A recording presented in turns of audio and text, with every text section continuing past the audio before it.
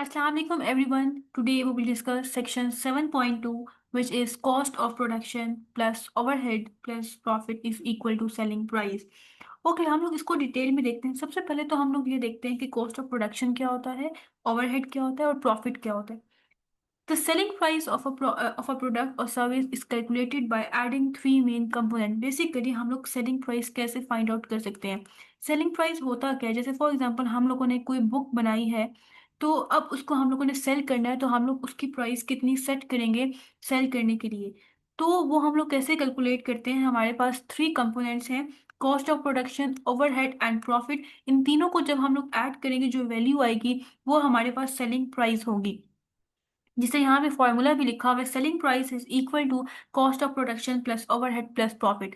This method help an entrepreneur ensure that all expenses are covered and that the business earn a reasonable profit। Basically ये जो method है ये entrepreneur की help करता है कि वो मेक श्योर करे कि अफोर्डेबल बुक को बनाने के लिए कितनी कॉस्ट उसको लगी है, कितना खर्चा आया है, वो सारा खर्चा भी उन्होंने कवर करना है सेलिंग प्राइस के थ्रू। और उसके बाद उसमें से उन्होंने प्रॉफिट भी अर्न करना है, जो रीजनेबल प्रॉफिट है, जो मुनासिब प्रॉफिट है, वो भी अर्न करना है। ना तो वो प्रॉफिट बहुत हाई होना चाहिए और ना ही बहुत लो होना चाहिए। अब हम लोग देखते हैं कि कॉस्ट ऑफ प्रोडक्शन और ओवरहेड होता क्या है। कॉस्ट ऑफ प्रोडक्शन क्या होता है कि जो भी प्रोडक्ट हम लोग सेल कर रहे हैं उसको बनाने में कितनी कॉस्ट रिक्वायर्ड है, वो जो कॉस्ट होगी वो कॉस्ट ऑफ प्रोडक्शन होगी। मतलब किसी भी प्रोडक्ट को बनाने के लिए कितने पैसे लगे हैं, वो पैसे जो है वो कॉस्ट ऑफ प्रोडक्शन होगी। Cost of production include all expenses directly related to making a product or providing a service। ठीक है, जो कॉस्ट ऑफ प्रोडक्शन उसके अंदर क्या आते हैं, सारे एक्सपेंसेस जो प्रोडक्ट को बनाने के लिए डायरेक्टली लगे हैं। ठीक है, एक्सपेंसेस मतलब कितना खर्चा आया है, और या जो भी आप सर्विस प्रोवाइड करें उसको प्रोवाइड करने में कितने पैसे लगे हैं, वो पैसे हमारे पास कॉस्ट ऑफ प्रोडक्शन होते हैं। दिस कॉस्ट में इंक्लूड, इसके अंदर कौन कौन सी कॉस्ट आती है, रॉ मटेरियल, मतलब जो भी आप चीज बना रहे हो उसके लिए आपको क्या क्या मटेरियल की रिक्वायरमेंट थी, कौन कौन सा आपने मटेरियल यूज किया। ऑब्वियसली जो मटेरियल आपने बाय किया होगा वो भी इसके अंदर आपने ऐड करना है, उसकी कॉस्ट भी आपने ऐड करनी है। फिर लेबर कॉस्ट,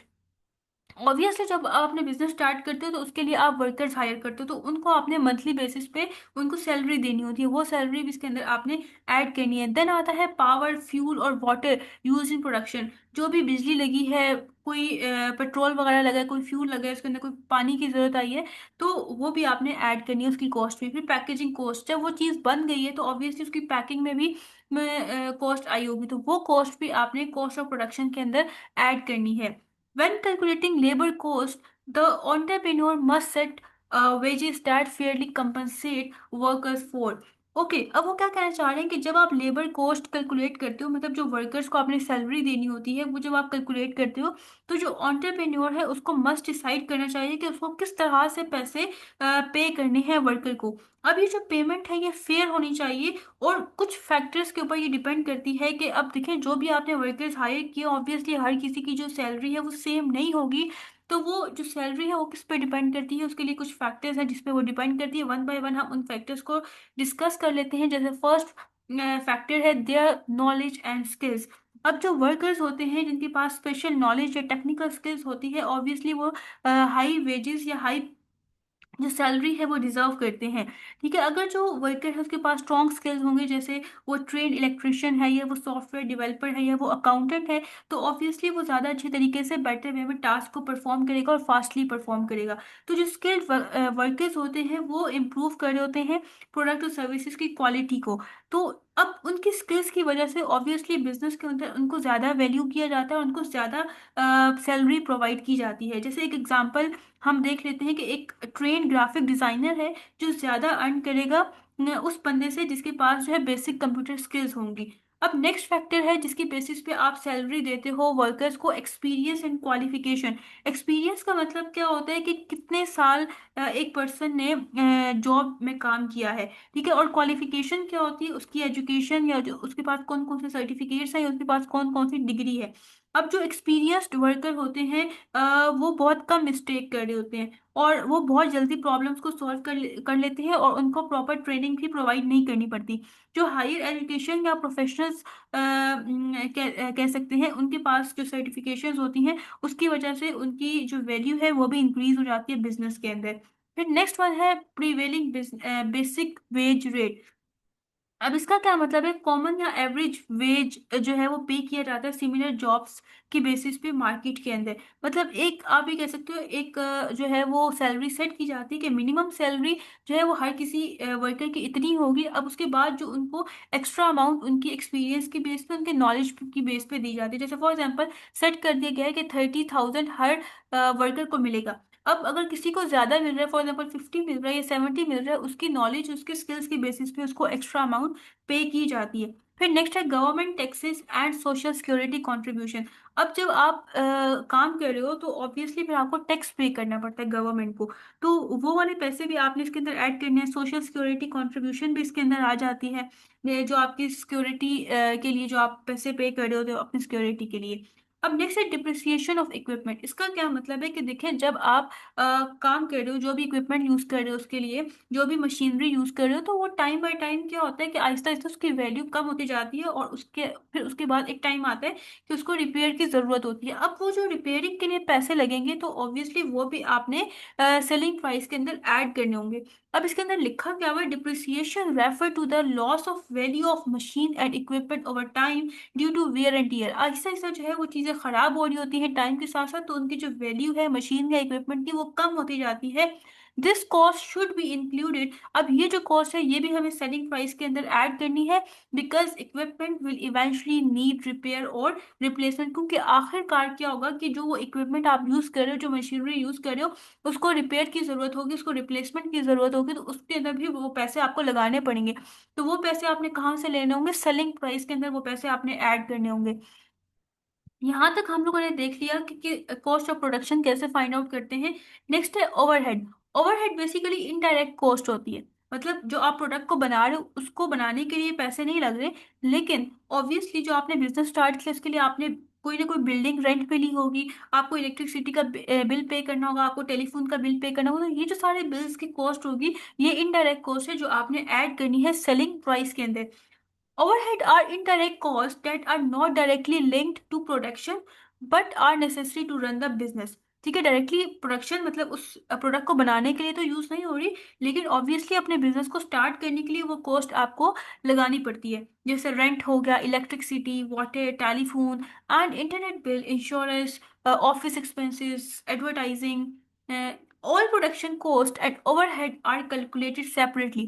ठीक है कि अब फॉर एग्जाम्पल बुक को बनाने के लिए कितनी कॉस्ट लगी वो आपने सेपरेटली कैलकुलेट करना है, और जो ओवरहेड है, जो इनडायरेक्ट कॉस्ट है, वो आपने अलग से कैलकुलेट करना है, और फिर दोनों को आपने ऐड करना है और टोटल कॉस्ट आपने फाइंड आउट कर लेनी है।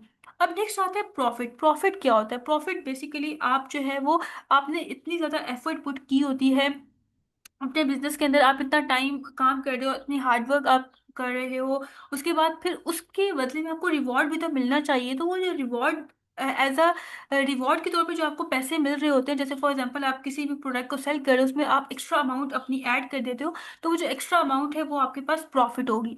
Profit is the extra amount added to the total cost. ठीक है, जो टोटल कॉस्ट, जैसे फॉर एग्जाम्पल बुक को बनाने के लिए आपको 30 रुपीज लगे, ओवरहेड आपने ऐड कर लिया 50। ठीक है, अब जो है वो बुक की प्राइस 80 हो गया, लेकिन आप इसको 80 के सेल नहीं करोगे, बल्कि आप इसके अंदर प्रॉफिट ऐड करोगे। फॉर एग्जाम्पल 20 या 30 रुपीज आप इसके अंदर ऐड करोगे, और उसके बाद इसकी सेलिंग प्राइस बनेगी, so that entrepreneur earn income from the business. क्योंकि अब ऑन्टरप्रेन्योर ने भी तो पैसे कमाने ना, ये तो नहीं कि सिर्फ एक चीज बना दी और उसको सेल कर दी है, तो उसमें से खुद भी तो कुछ पैसे कमाने हैं, तो उसके लिए फिर वो प्रॉफिट की अमाउंट भी बीच में ऐड करते हैं। When deciding on the level of profit, the entrepreneur must consider। अब हम लोगों ने ये देखना होता है कि कितनी अमाउंट हम लोगों ने प्रॉफिट की ऐड करनी है।